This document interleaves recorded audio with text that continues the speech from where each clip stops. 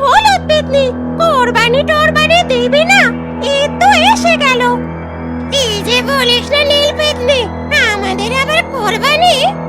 কেন রে, আমরা পেতনি বলে কি আমরা কোরবানি দিতে পারবো না?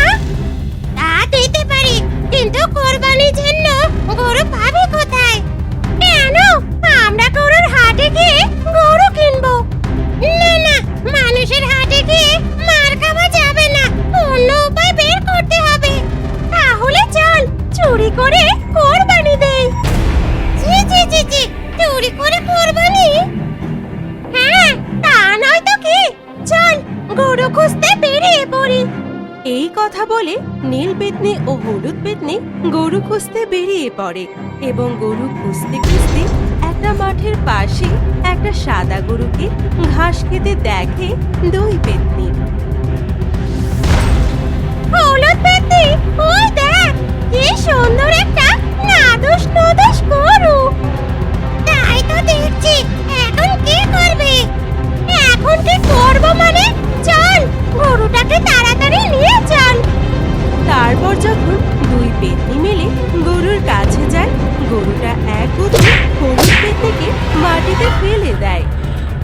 ও মা গো, মরে গেলাম গো, মনে হচ্ছে কোমরটা ভেঙে গেছে। ও ও মা! হয়েছে হয়েছে, উঠ। এই একটা গরু সামলাতে পারিস না, আবার হয়েছিস পেতনি। ঠিক আছে ঠিক আছে, তুই যা দেখি তুই কত বড় পেতনি। তারপর সেই নীল পেতনি গরুটার সামনে যায়, সাথে সাথে গরুটা নীল পেতনিকে এক গুঁতোয় ফেলে দেয়। হি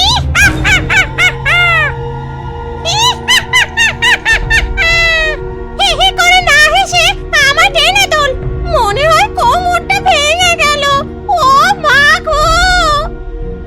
কেন, তুই না অনেক বড় ও সাহসী পেতনি, তোকে টেনে তুলবো কেন? তুই নিজে উঠে দাঁড়া।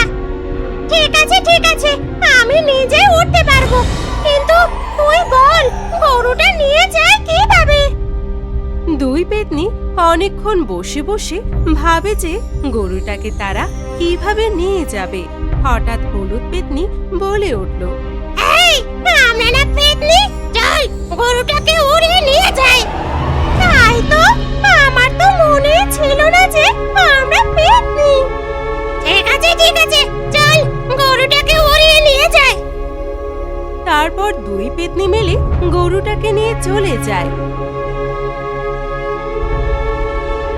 হলুদ পেতনি, আমাদের সকল পেতনিদের ডাক, আমাদের কোরবানির গরুটা দেখে যাক। তারপর হলুদ পেতনি সকল পেতনি ডাকতে থাকে।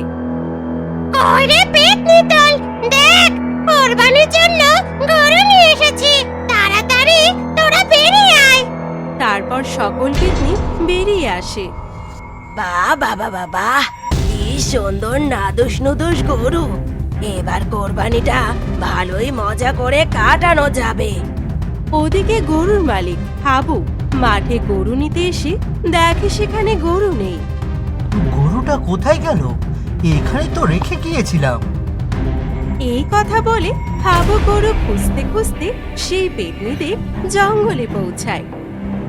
গরুটা যে কোথায় গেল আর কোথায় বা খুঁজি?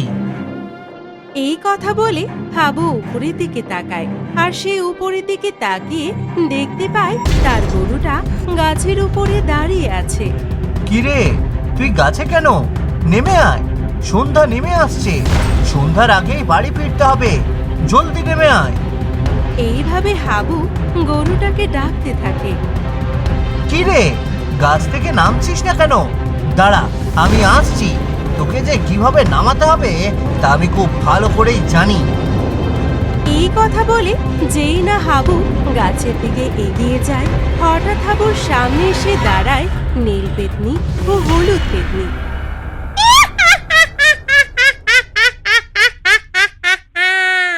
কি রে, গরু নিতে এসেছিস? যা নিয়ে যা। তোমরা কারা? আমার কাছে তোমরা মানে কি চাও? হ্যাঁ, আরে তেমন কিছু না, শুধু তোর গরুটা আর তোকে চাই। কেন? আমার গরু আর আমায় দিয়ে তোমরা কি করবে? আর তেমন কিছু করব না, তোর গরুটা কোরবানি দেব আর তোর রক্ত দিয়ে তৃষ্ণা মেটাবো। এই কথা শুনে হাবু ভয় পেয়ে এক দূরে চলে যায় গ্রামের ভিতরে।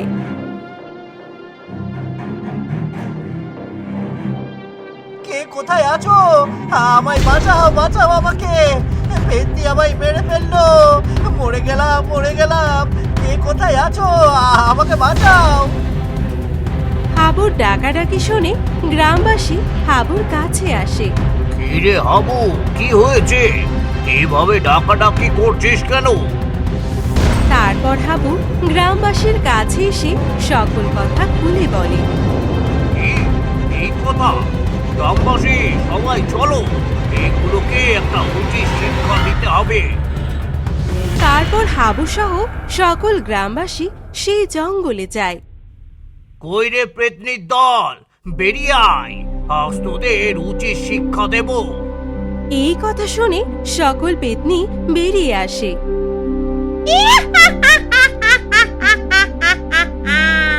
তোর মতো বুড়ো আমাদের শিক্ষা দেবে? আয় দেখি।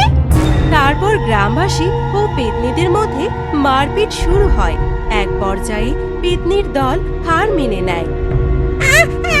আমাদের ছেড়ে দাও আর তোমাদের গরু তোমরা নিয়ে যাও, আমাদের আর কোরবানি দেওয়া লাগবে না। কি তোমরা কোরবানি দেবে? হ্যাঁ, আমরা তোমাদের গরু কোরবানি দেখার জন্য চুরি করেছিলাম। ঠিক আছে, ঠিক আছে, তোমরা সকল পেতনি মিলে আমাদের সাথে কোরবানি দিবে। ঠিক ঠিক, তোমরা সকলে আমাদের সাথে চলো। তারপর সকল পেতনি মানুষদের গ্রামে যায় এবং কোরবানির দিন পেতনি ও মানুষ সবাই মিলে একসাথে কোরবানি দেয়।